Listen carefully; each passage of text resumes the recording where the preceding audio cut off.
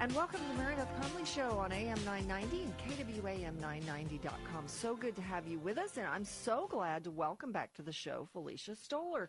Let me tell you about Felicia. You may recognize the name. She is the author of the great book, Living Skinny and Fat Genes. It retains the title, or the award as the best title of any book out there.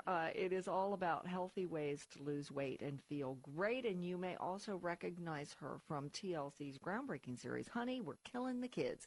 She was the host of that. Welcome back. My pleasure to be here. So nice to see you. It's so good to see you, and I know you and I are equally ready for spring, which means our bodies have to then get ready, kind of kick our metabolism into gear. How do we do that? Okay, what else is on your top 10, or, we're not going to get to 10, obviously, but your few little things that people have to add more of to their diet? We talked about fiber. What else is really, really important for you right now? Better for you fats. Okay, go ahead. Yeah, because, olive oil, we all know, is very good. That's a monounsaturated fatty acids, but you can't just eat it exclusively. And there are certain times when you don't want to use it because of the cooking quality. It does not have a very high smoke point. So if you're heating it, on a barbecue, I don't know the exact number, but when you're really grilling at a high heat, heat, it's really not good to you. I mean, you ever notice they don't deep fry in olive oil? They use like peanut oil or other oils. So yeah, I thought it was because it was too expensive. Well,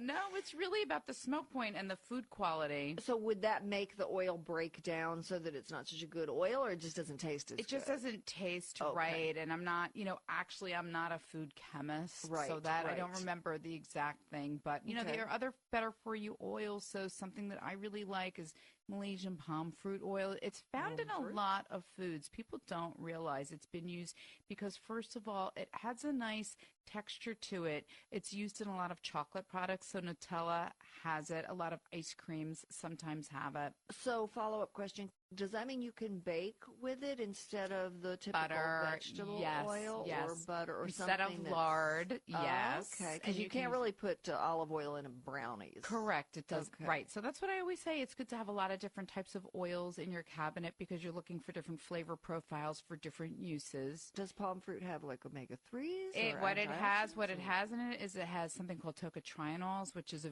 very potent form of vitamin E. It also has beta-carotene, and you look at it, it's orange in color, which is vitamin A. So it is really great to have, and it has the right amount of poly to saturated fats that is beneficial for heart health. It's one of the key oils that's used in the Smart Balance blends. People don't realize that. And what's really nice too, I know that palm oil can be very controversial, but in the country of Malaysia, it is grown and manufactured in a very sustainable way, which was part of what the Dietary Guidelines addressed this year. There were some things that were new, and one of them was sustainability of foods.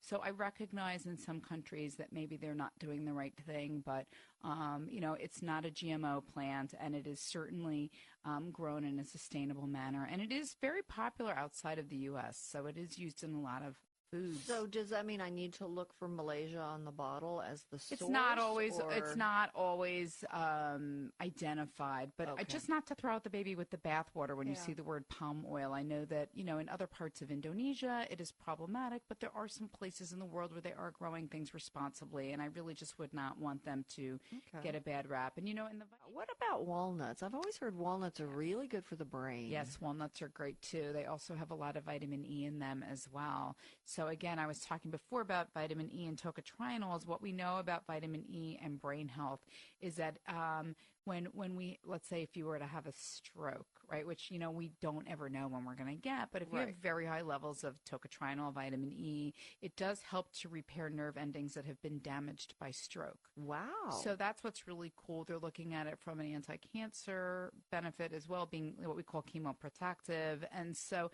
there's so much research being done.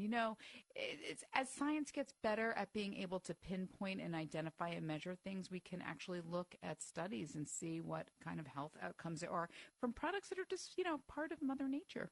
I've heard